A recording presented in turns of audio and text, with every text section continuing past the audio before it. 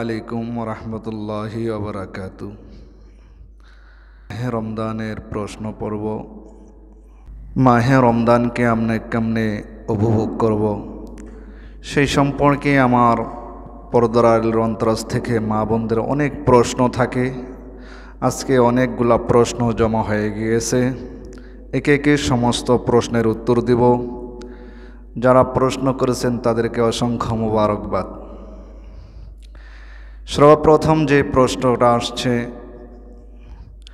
আমরা মহিলারা যারা রোজা রাখি, পুরুষরা তো একসাথেই রোজা রাখতে পারে 30টা, কিন্তু আমার মা বোনদেরকে তো আল্লাহ তাআলা সেই সুযোগ দেননি।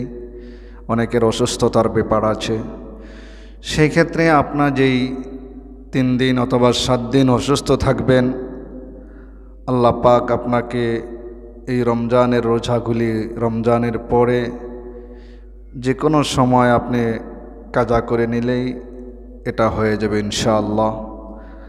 হ্যাঁ, অনেকে মনে করতেছে 3 দিন পরে 7 দিনে অতিবাহিত করে যে আমার 7 দিন পর্যন্ত থাকতে হবে। না, যদি আপনি মনে করেন 3 দিনের ভিতরে আপনি সুস্থ হয়ে গেছেন, তাহলে আপনি 4th দিন থেকে আপনার রোজা শুরু করে দিবেন। আর অনেকের যদি প্রবলেম মনে করেন যে না, আমি এখনও সুস্থ হই নাই পুরোপুরি, তাহলে সেক্ষেত্রে 7 দিন হতে পারে। এরপরে যদি দীর্ঘ টাইম হয় তাহলে সেটা আপনি অসুস্থ বলে গণ্য হবে, কিন্তু সেক্ষেত্রে আপনি রোজা রাখার জন্য ডাক্তারের কাছে ট্রিটমেন্ট করে তারপর আপনাকে রোজা রাখতে হবে। তারপরে 2 নম্বর প্রশ্ন হলো যে হুজুর, আমরা রমজান মাসে তো রোজা রাখি, তো অনেকে নামাজ পড়ি না, সেক্ষেত্রে রোজা হবে কি না? বাস, রোজা যে তার হক ছিল রমজানের, রোজা আদায় হয়ে যাবে।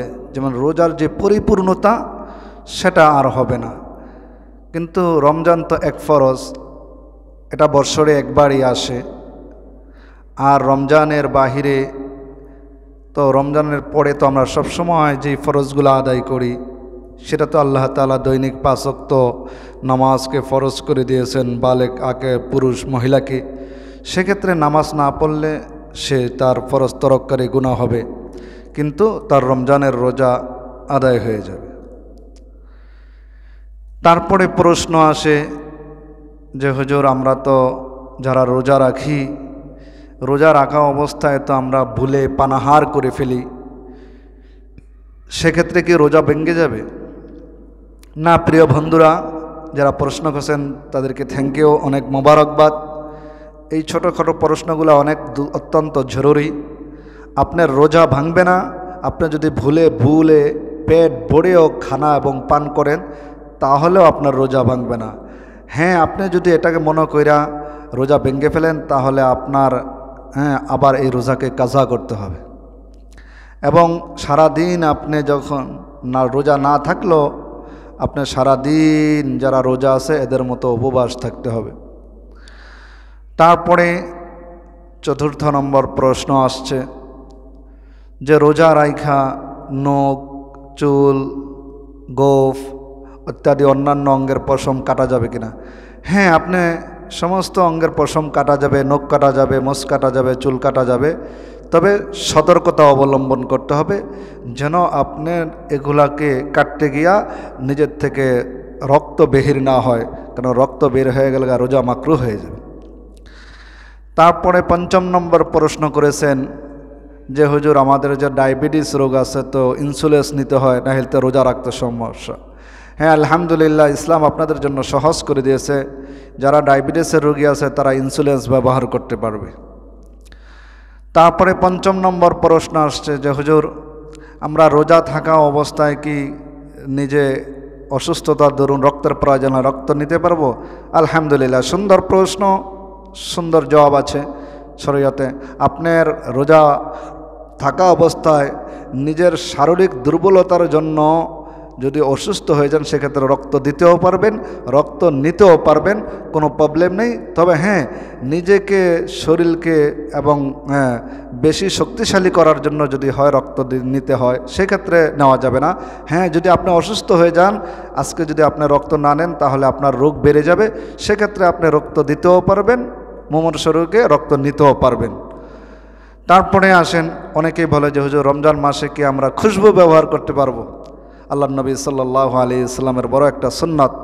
এই সুন্নাত, হ্যাঁ, রোজা থাকা অবস্থায় আপনি খুশবু ব্যবহার করতে পারবেন।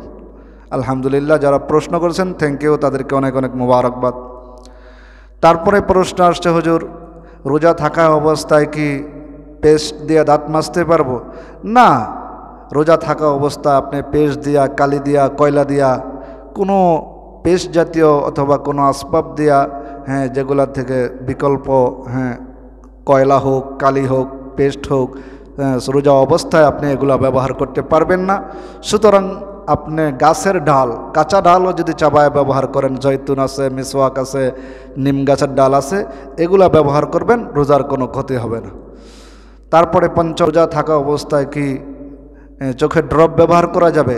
আলহামদুলিল্লাহ, যাদের চোখে সমস্যা আছে চোখের ড্রপ ব্যবহার করা যাবে, কিন্তু এই রোজা থাকা অবস্থায় আপনি কানে অথবা নাকের ভিতরে ড্রপ ব্যবহার করা যাবে না।